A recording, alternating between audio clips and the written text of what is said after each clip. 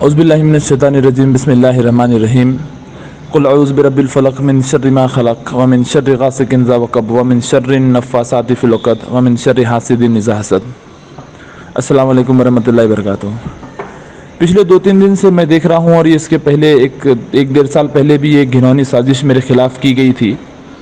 کہ میرے ایک 3 سال پرانا کال ریکارڈنگ کا پارٹ کٹ کر کے اس کو وائرل کیا گیا، تاکہ اس سے میرے آپا کے اور آپا کی فیملی کے درمیان کچھ بدگمانیاں پیدا ہوں اور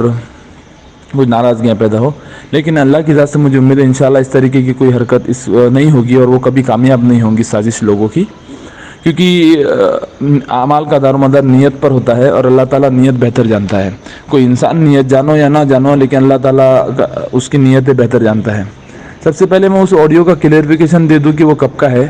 آپ لوگ جانتے ہیں کہ 2000 جب آپ اریسٹ ہوئی ہیں، اس کے بعد میں ونیت دھانڈا ایڈوکیٹ تھا، اس کے بعد آپ ونیت دھانڈا کو نکالنے کے بعد ایک صاحب تھے ممبئی سے جو بہت بڑی شخصیت ہے اور جو آپا کا کیس ہینڈل کر رہے تھے۔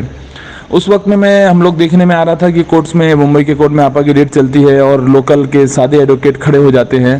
تو پبلک میں بہت زیادہ غصہ تھا اس چیز کو لے کر۔ میں ان سے ملاقات کرنے گیا اور ان سے میں نے بات کی ہے کہ بھائی ایسا کیا معاملہ چل رہا ہے،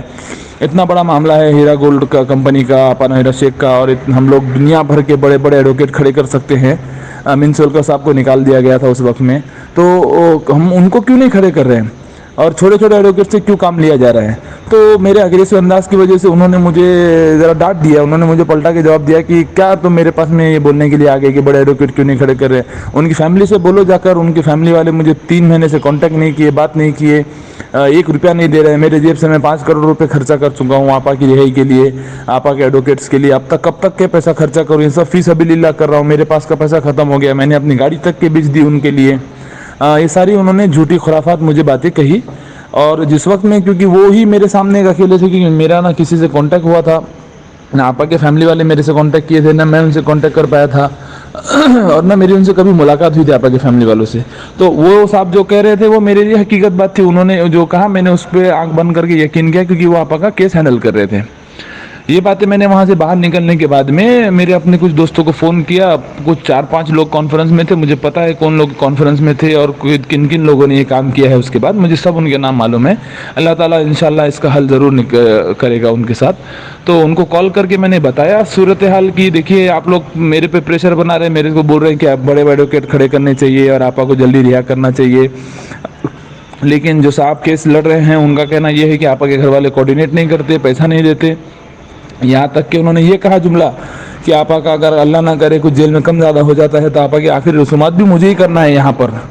تم کیا مجھے ایڈوکیٹ کا پوچھنا ہے؟ یہ باتیں انہوں نے کہی اور میں نے ان کی بات میرے کچھ دوستوں کو فون پر کہی۔ اس چیز کا، وہ پوری کنورزیشن کا بات کٹ کر کے چھوٹا سا پوائنٹ نکال کے لوگوں میں وائرل کرنے کی سازش جو کی گئی ہے، اللہ تعالیٰ مجھے اس شر سے محفوظ رکھے، میں اللہ سے دعا مانگ سکتا ہوں۔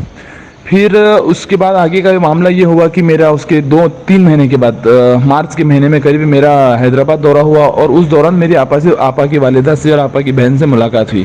تب میں نے ان کو کہا کہ ممبئی کا جو معاملہ ہے آپ ایسا کیوں کر رہے ہیں، ممبئی میں اتنے چھوٹے ایڈوکیٹ کھڑے کر رہے ہیں، آپ نے وہ جو صاحب کر رہے ہیں، اور ان کا کہنا ہے کہ آپ نے ان سے کوآرڈینیٹ نہیں کرتے، بات نہیں کرتے، پیسہ نہیں دیتے، یہاں تک کہ انہوں نے مجھے یہ کہا کہ آخری رسومات بھی مجھے کرنا پڑیں گی۔ تو اس بات کو سن کر آپا کی والدہ کی آنکھ میں آنسو آ گئے، اور پھر آپا کی والدہ نے مجھ سے کچھ راز کی بات شیئر کی، جس میں انہوں نے بتایا کہ جہاں بیٹا 5 لاکھ کا کام ہے وہاں 50 لاکھ روپے دینا پڑ رہا ہے، اور کئیوں اماؤنٹ، کئیوں ساری چیزیں، کئیوں ڈاکومنٹس، کئیوں مطلب جو بھی آپا کی رہائی کے لیے فیملی والے کر سکتے تھے ہم لوگ کر رہے ہیں، لیکن اتنا زیادہ پولیٹیکل پریشر ہے پولیس والوں کے اوپر اور لوگوں کے اوپر کہ جیسے ہی کوئی فیملی کا ممبر باہر دکھے، کوئی یہ کرے، تو ان کو اریسٹ کرنے کے لیے بہت زیادہ پریشر لگایا گیا ہے۔ اس وجہ سے ہم لوگ تھوڑا پیچھے سے کام کر رہے ہیں، لیکن یہ جو سامنے لوگ کام کر رہے ہیں، ان کو پیسہ دینے کا کام، ان کو ڈاکومنٹ دینے کا کام، ہر کام ہم ہی لوگ کر رہے ہیں۔ اس وقت میں مجھے ساری حقیقتیں سمجھ میں، تب تک کہ میں خود اندھیرے میں تھا، مجھے خود کوئی نالج نہیں تھی، کیونکہ میں خود کانٹیکٹ میں نہیں تھا۔ اس کے بعد ہزاروں میرے ویڈیوز آئے، اس کے بعد ہزاروں میرے انٹرویوز آئے، اس کے بعد کئیوں میرے آڈیو ویڈیو اور میرے مورچے،